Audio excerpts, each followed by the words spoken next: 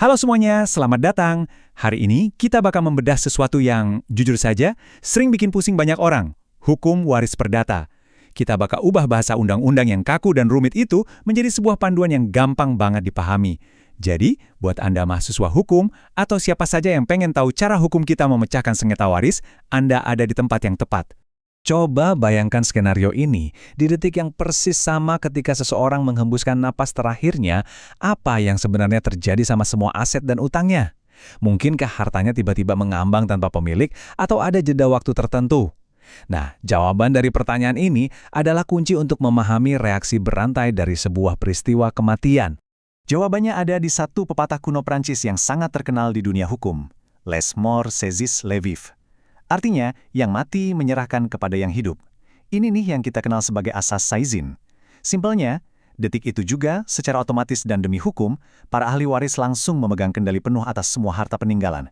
Nggak pakai jeda, nggak perlu nunggu pengadilan. Terus ada satu lagi prinsip yang nggak kalah penting, yaitu asas individual. Ini beda banget loh sama hukum adat kita, yang biasanya hartanya dimiliki bareng-bareng. Di hukum perdata, warisan itu pada akhirnya akan dibagi-bagi untuk dimiliki secara individu. Jadi, tiap ahli waris itu punya hak absolut buat nuntut jatah spesifik mereka kapanpun mereka mau. Mereka bebas, nggak terikat harus memilikinya secara kolektif selamanya. Oke, untuk membedah ini sampai tuntas, kita bakal ngelewatin beberapa poin seru. Kita akan bongkar prinsip dasar waris, urutan siapa saja yang berhak dapat, syarat sah sebuah surat wasiat, sampai konsep krusial bernama legitimate party. Nanti kita juga bakal bahas dilema berat ahli waris, dan pastinya kita tutup dengan bedah kasus yang sering kejadian di masyarakat. Yuk, kita langsung masuk ke bagian pertama, aturan main dasarnya. Biar hukum waris ini bisa jalan, ada 3 elemen yang wajib hukumnya untuk hadir di waktu yang bersamaan. Kalau kurang satu aja, prosesnya nggak bisa lanjut. Pertama, harus ada erfleter atau pewarisnya, ya orang yang meninggal itu. Kedua, ada Nalatschaffen atau harta peninggalannya. Dan ingat ya, ini termasuk aset plus utang. Dan ketiga, pastinya ada erfgenam atau si ahli waris yang sah. Sekarang, pertanyaan terbesarnya, siapa sih yang secara hukum paling berhak dapat harta warisan itu duluan? Hukum perdata kita membagi ahli waris ke dalam 4 golongan utama. Golongan 1 itu yang paling dekat, pasangan yang masih hidup dan anak-anak keturunan langsung. Golongan 2, orang tua dan saudara kandung. Lalu golongan 3 dan 4 untuk kerabat yang lebih jauh. Nah, aturan mainnya tegas banget di sini. Kita pakai azas perderajatan. Maksudnya, kalau golongan 1 itu ada, mereka otomatis langsung menutup pintu rapat-rapat buat golongan di bawahnya. Jadi, kalau masih ada istri dan anak, saudara kandung dari si pewaris itu secara hukum nggak dapat bagian sama sekali. Lalu, gimana kalau ceritanya si pewaris ini, pas masih hidup, nggak mau ngikutin pembagian otomatis undang-undang dan memilih bikin surat wasiat atau testamen? Bikin wasiat itu nggak bisa cuma sekedar nulis di kertas biasa loh. Biar sah secara hukum perdata, syaratnya sangat ketat. Ada 3 jenis yang diakui. Pertama, wasiat holografis yang harus murni ditulis tangan sendiri sama si pewaris, lalu dititipkan ke notaris. Kedua, wasiat umum, yang ini langsung dibikin lewat akta notaris dengan disaksikan 2 orang. Atau yang ketiga, wasiat rahasia, yang sampulnya disegel rapat dan diserahkan ke notaris di hadapan 4 orang saksi. Nah, ini yang sering jadi perdebatan panas. Kalau surat wasiatnya udah sah bentuknya, bisakah seseorang dengan sengaja ngasih seluruh hartanya ke orang luar dan benar-benar menelantarkan anak kandungnya? Jawabannya, oh tentu tidak. Hukum kita punya yang namanya legitime porsi atau bagian mutlak. Ini ibarat jaring pengaman super kuat dari undang-undang buat para ahli waris, khususnya anak. Intinya, anak kandung itu punya jaminan porsi warisan mutlak yang sama sekali nggak bisa dihapus, dikurangi, atau diutak-atik, apapun isi surat wasiat dari si pewaris. Hitung-hitungan porsi mutlak ini bergantung sama jumlah anaknya. Kalau pewaris cuma punya 1 anak, perlindungannya adalah setengah dari porsi normal undang-undang. Kalau ada 2 anak, jaminannya naik jadi 2/3. Nah, kalau 3 anak atau lebih, mereka dilindungi secara mutlak sebesar 3/4 dari bagian normal mereka. Benar-benar tameng hukum yang sangat kuat kan? Selanjutnya, mari kita bahas satu fakta yang sering dilupain banyak orang. Jadi ahli waris itu nggak melulu soal ketiban rezeki mendadak. Seringkali, warisan itu sepaket sama kewajiban bayar utang yang nominalnya gila-gilaan. Makanya, hukum ngasih pilihan. Opsi pertama adalah zuivere aanvaarding atau penerimaan penuh. Kalau milih ini, Anda emang dapat semua hartanya. Tapi ingat, Anda juga menanggung semua utang si mayit. Bahkan kalau utangnya jauh melampaui asetnya. Ngeri kan?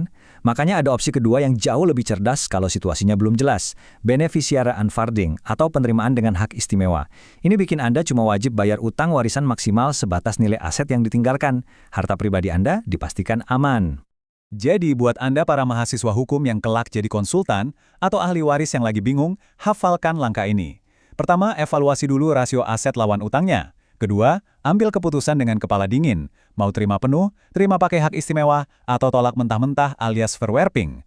Dan ketiga, ini yang paling krusial, nyatakan keputusan Anda secara resmi ke panitera pengadilan negeri setempat.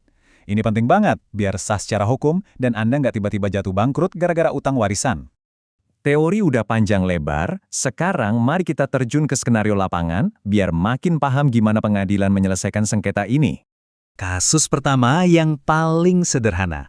Bayangkan, Pak Ahmad meninggal dan ninggalin harta 600 juta rupiah. Keluarganya ada istri dan 3 anak kandung. Ingat, mereka semua masuk golongan 1 ya. Dan anggaplah Pak Ahmad ini nggak bikin surat wasiat sama sekali. Penyelesaiannya gampang banget, karena istri dan anak-anak punya kedudukan hukum yang 100% setara di golongan 1, hukum perdata kita membagi rata semuanya. Hartanya tinggal diiris sama besar jadi 4 bagian. Hasilnya, istri dan masing-masing anak tadi tepat mengantongi 150 juta rupiah per orang. Nah, mari kita beralih ke kasus kedua yang tensinya lebih tinggi. Ibu Rani punya 2 anak kandung. Tapi, lewat surat wasiat, dia malah menghibahkan seluruh hartanya yang bernilai 500 juta rupiah ke sebuah yayasan amal. Kedua anaknya nggak ditinggalin sepeser pun. Tentu aja, ini langsung jadi sengketa. Berdasarkan jurisprudensi, anak-anak ini nggak boleh pasif. Peran mereka adalah harus secara proaktif dan formal menggugat keabsahan wasiat itu ke pengadilan buat nuntut hak mutlak mereka. Terus, gimana hakim memutus kasus Ibu Rani ini? Jelas pakai aturan legitime porti yang kita bahas tadi. Buat 2 anak, hak mutlak mereka adalah 2/3 dari hak normalnya. Kalau dihitung-hitung secara matematis, setiap anak berhak narik kembali sekitar 166,67 juta rupiah dari yayasan amal itu. Wasiatnya batal di bagian yang melanggar hak mutlak anak. Jadi, perhitungan fraksi-fraksi angka ini bukan cuma sekedar teori matematika di atas kertas loh. Ini benar-benar jadi realitas hukum yang sangat mengikat bagi semua pihak. Lewat konsep ini, negara menetapkan batas yang sangat tegas. Sejauh mana wasiat seseorang boleh berlaku sebelum akhirnya hukum wajib melakukan intervensi demi keadilan darah daging si pewaris. Sebagai penutup, saya mau ngasih satu pertanyaan buat Anda renungkan. Menjadi pewaris itu seperti yang baru kita bedah, persis kayak berjalan di atas ladang ranjau hukum. Bisa jadi berkah kelimpahan, tapi bisa juga jadi bom utang yang menjerat. Kalau besok pagi tiba-tiba nama Anda disebut sebagai ahli waris, apa yang bakal Anda lakuin? Bakal nekat terima secara penuh, atau bakal ambil langkah cerdas melindungi diri secara formal dulu ke pengadilan negeri? Pikirkan baik-baik ya. Terima kasih udah ngikutin bedah materi kita hari ini, dan sampai ketemu lagi di pembahasan seru berikutnya.